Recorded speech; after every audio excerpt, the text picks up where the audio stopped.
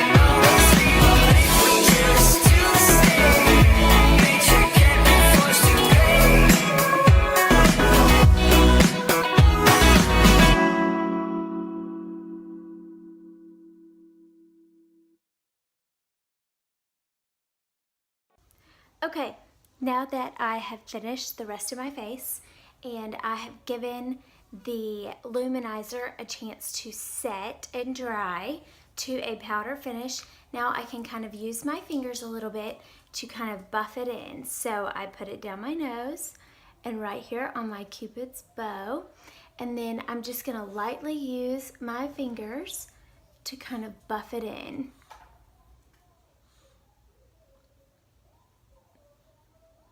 And that is just to smooth out those edges so that it looks seamless.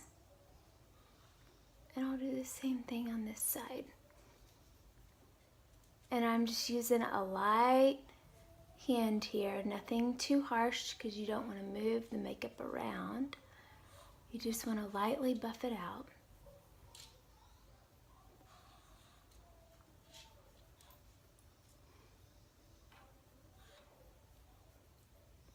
And if it goes down a little too far and takes off some of your blush, that's okay.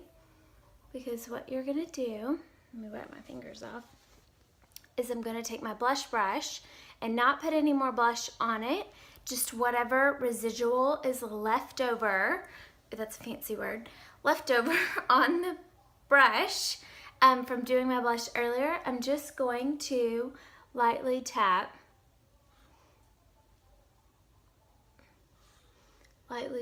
on there, and it'll apply some blush back on there because remember our blushes are pretty highly pigmented, so there's still some on my brush. You can see it. It kind of stains my brush a little bit. So it just kind of lightly puts a little bit back on there, and then you can see my luminizer. So that is it. So cream tip powder, super easy. What you want to do is just apply it like that, like right over your powder, but give it a chance to set and dry to that powder finish before you go trying to massage it in, or else you'll just smudge your powder. So give it a chance to set, and that's how I like to apply it personally. You can also do the reverse highlighting where you apply it before your powder. I prefer to do it this way though. So hope that was helpful. You girls have a good day.